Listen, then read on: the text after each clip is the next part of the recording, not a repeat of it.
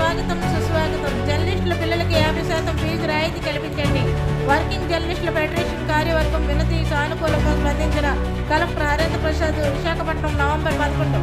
విశాఖ జిల్లాలో అర్హులైన జర్నలిస్టులందరి పిల్లలకు స్కూల్ ఫీజు 50% రాయితీ కల్పించాలని కోరుతూ జిల్లా కలెక్టర్ ఎంఎన్ హరేంద్ర ప్రసాద్కు ఏపీ వర్కింగ్ జర్నలిస్టుల ఫెడరేషన్ కార్యవర్గం విజ్ఞప్తి చేసింది. సోమవారం ఏపీ వర్కింగ్ జర్నలిస్టుల ఫెడరేషన్, ఏపీ బ్రాడ్కాస్ట్ జర్నలిస్టుల association, AP small and media news papers association Visakha unit సంయుక్త ఆధ్వర్యంలో కలెక్టర్ హరేంద్ర ప్రసాద్కు కలిసి స్కూల్ ఫీజు రాయితీ విషయంపై వినతి పత్రం సమర్పించారు.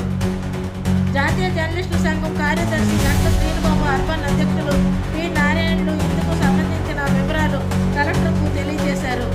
తాజాగా తూర్పు గోదావరి, గుంటూరు జిల్లాలో అక్కడ జర్నలిస్టుల పిల్లలకు ఫీజు రాయితీ కల్పించిన విషయాన్ని వివరిస్తూ అందుకు స్పందించిన ఉద్యోగులకు అందజేశారు. 2016 నుంచి విశాఖలో ఉమ్మడి జిల్లాలో జర్నలిస్టులకు ఫీజు రాయితీ కల్పించిన ఉద్యోగులను కూడా కలెక్టర్కు సమర్పించారు. విశాఖ జిల్లాలో కూడా జర్నలిస్టు పిల్లలకు స్కూల్ ఫీజు రాయితీ కల్పించిన విషయంపై తదుపరి చర్యలు తీసుకుంటామన్నారు. అనంతరం గంట శ్రీనుబాబు, పి నారాయణులు మాట్లాడుతూ స్కూల్ ఫీజుతో పాటు ఎంట్రీకి సంబంధించిన కూడా గతంలో కొన్ని కళాశాలలు జర్నలిస్టులకు రాయితీ ఇచ్చారని, కాబట్టి ఆ దిశగా కూడా తమ వంతు కృషి చేస్తామన్నారు.